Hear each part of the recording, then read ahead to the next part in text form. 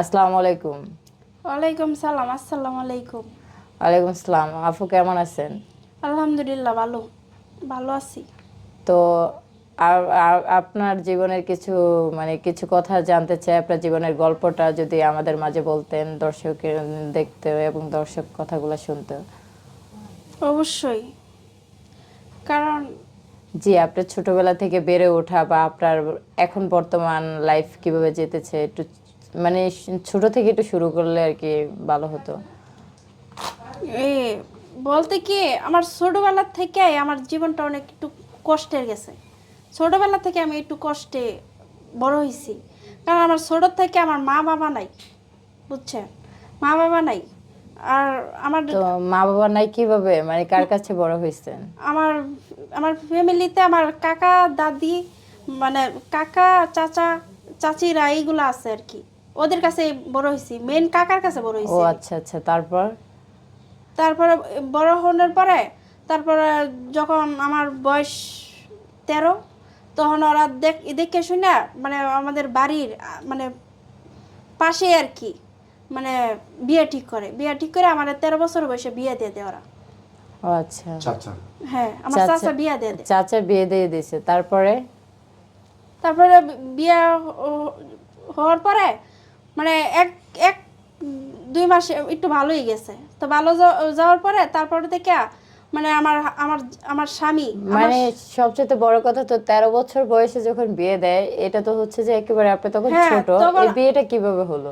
বিয়েটা এমনি মানে পারিবারিক ভাবে বিয়েটা কাজী হিসাবে আর কি হয় নাই, যে মসজিদের মোল্লা বলে, হিসাবে, হুজুর বলে, তাদের মাধ্যমে। হুজুর হিসাবে হইছে আর কি। ও আচ্ছা। তারপরে বুঝেনি তো, কাকার চাচার কাছে বড় হইছি। হ্যাঁ বড় হ্যাঁ, হইছি অবশ্যই বড় হওয়াটা কষ্টের। হ্যাঁ।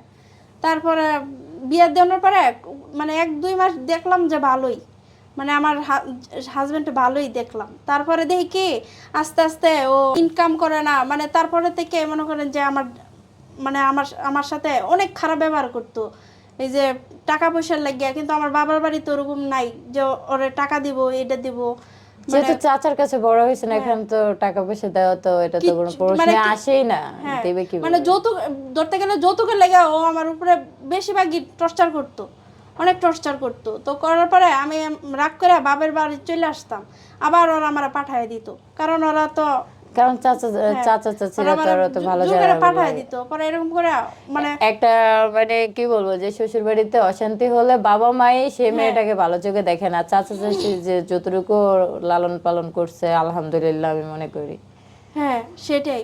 তারপরে যখন মারধর করতো, তারপরে একটা মারধর শুরু হইতো, প্রতিদিন এরকম করতো। 3-4 মাস হয়েছে, তখন আমার বাবার বাড়ি আমি চলে যাই। মানে এরকম করে আমার ওরাই দিয়ে আইছে। তো দেওয়ানোর পরে তারপরে আনতে চায় না, এই কত রকম বাহানা করে। তারপরে এরকম করতে করতে পরে শুনতে পারি যে আমি মা হইতে যাইতেছি। হ্যাঁ, বাচ্চা হ্যাঁ কনসেপ্ট করছে হ্যাঁ, নাকি? তারপরে তাও নিতে চায় নাই। বলার পরেও পরে হঠাৎ করে শুনি যে ও বিয়ে করছে। মানে আমার কত একটা হ্যাঁ, কি বলবো, যে অমানবিক একটা বিয়ে কাজ করে করলো। ফেলাইছে। তো বিয়ে করার পরেও তখন তাও তো আমি প্রেগনেন্ট, ওই অবস্থা। তারপরে তাও আসছিলাম, আসার পরে এই প্রেগনেন্ট অবস্থাও আমার মারধর করছে। তারপরে আমি চলে গেছি। যখন আমার বাচ্চাটা হয়েছে, হওয়ার পরে তারপরে ওদের ফোন দেওয়া হইতো, খবর দেওয়া হইতো, ওরা যাইতো না, ওরা যায় নাই, দেখতেও যায় নাই আমার বাচ্চাটারে। তারপরে এরকম করার পরে যখন আমার বাচ্চার 2-3 মাস হয়েছে, তখন আমার ফ্যামিলিরাও আমার শুরু করে দিছে। বাচ্চা বাচ্চারে পালক ফ্যামিলি দিয়ে থেকে দিতাম, অশান্তি, এটা হ্যাঁ এটা সেটা। তো হয়, এটা তো হবে স্বাভাবিক যে আরেকজনের আর এমনি বাচ্চা আমার আবার। চাচার ওরকম নাই যে আমার একটু বসায় খাওয়াইবো। আর এর মাঝখানে 2জন মানুষ, হ্যাঁ আমার হ্যাঁ, বাচ্চার বুঝতে এটা লাগে, পারছি। ওইটা লাগে, দুধ টুধ তো লাগে, এরকম জামা কাপড় তো লাগে একটু, কিচ্ছু হ্যাঁ দিত হ্যাঁ, না আর কি ওরা। বুঝছি। আমার শ্বশুরবাড়ির লোকজন কিচ্ছু দিত না। পরে এরকম করার পরে আমার চাচা করতে চায় না, বলতেছে যে পালক দিয়ে দিতে, কিন্তু আমি মা হিসাবে ওটা পারি নাই। না পারাতে তারপর আমার বাচ্চারে আমি 2-3 মাসের বাচ্চা নিয়ে আমি ঢাকা শহরে চলে যাই। তখন ঢাকা কিভাবে আসলেন? ঢাকা কার কাছে আসলেন? ঢাকা আমার অমনে পরিচিত কেউ নাই, কিন্তু এমনি প্রতিবেশী আছে না, ওরকম একজন ছিল, ওনার বাসায় আইছি। তো ওনার বাসায় আসার পরে ওনার বাসা ভাবছি ওনার বাসা থাইকা, আমার তো কোথাও ঠাই নাই। বুঝেন না, কোথাও হ্যাঁ, ঠাই বুঝতে পাইতেছিলাম না। তখন ঢাকা, তখন আমি সবাই মুখে শুনছি যে ঢাকা যে কোনো একটা ইনকাম করেও চলা যায়, এটা সেটা এরকম ভাইবা ঢাকায় আর কি ইনকাম ঢাকা আসছি। করে চলা যায়, কিন্তু ইনকাম করাটা সোজা না। আর হ্যাঁ, যেহেতু একটা সেটা ছোট তো একটা বুঝতে পারি নাই বাচ্চা। আমি, কারণ তখন তখন আমার ওরকম মানে আছিল না। এখন আপনার বাচ্চার বয়স কত? এখন এই যে 6-7 বছর। এখন আপনার বর্তমান লাইফ মানে বর্তমান জীবন কিভাবে কাটতেছে? আমি আপাতত দুইটা তিনটা বাসায় কাজ করি, তো কাজ করে হেরা তারপরে আমার তো মাসে বাচ্চা। তারা মানে হ্যাঁ, কতটুকু আমার দেয় কি আর? খুব কষ্ট হয়ে যায়। আমার মেয়ে এখন একটু বড় হয়েছে, আমার মেয়ে একটু স্কুলে পড়তে চায়, কিন্তু পড়াইতে পারতাছি না।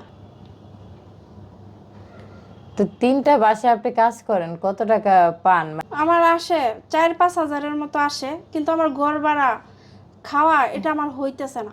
হ্যাঁ, সেটা জানি। বর্তমান ঢাকায় এখন তো মানে হ্যাঁ, 5,000 টাকা একটা রুমই পাওয়া যায় না। আর 5,000 টাকা দিয়ে রুম ভাড়া দিয়ে মেয়ে নিয়ে চলা তো অনেক টাফ ব্যাপার। হ্যাঁ, অনেক মানে অনেক অনেক সমস্যা হয়েছে। আমার মেয়েটার একটু ভালো মন্দ খাওয়াইতেও পারি না, মানে আমার কাছে নাই। কিন্তু আমি মা হিসাবে আমার মেয়ে তো মানে একটু বড় হয়েছে, আমি মা হিসাবে আমার মেয়ের একটু ভালো মন্দ খাওয়াইতে পারি না। আমার মেয়ে তো মানে এটা সেটা করতে চায়, কিন্তু পারি না।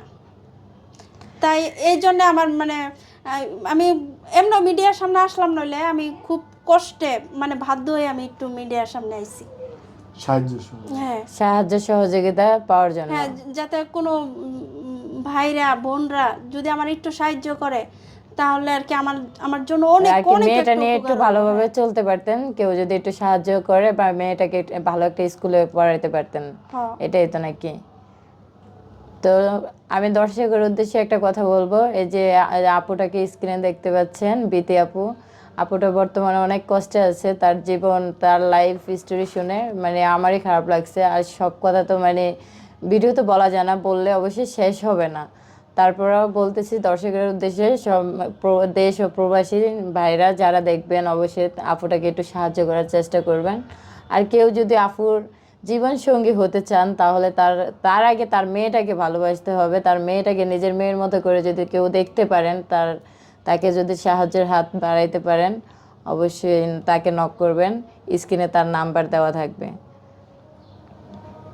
আমি কীভাবে বলবো? দর্শক, স্ক্রিনের বিতে আপুর নাম্বারটা আমি বলে দিচ্ছি: 01956338395। আমি আবারও নাম্বারটা বলে দিচ্ছি: 01956338395।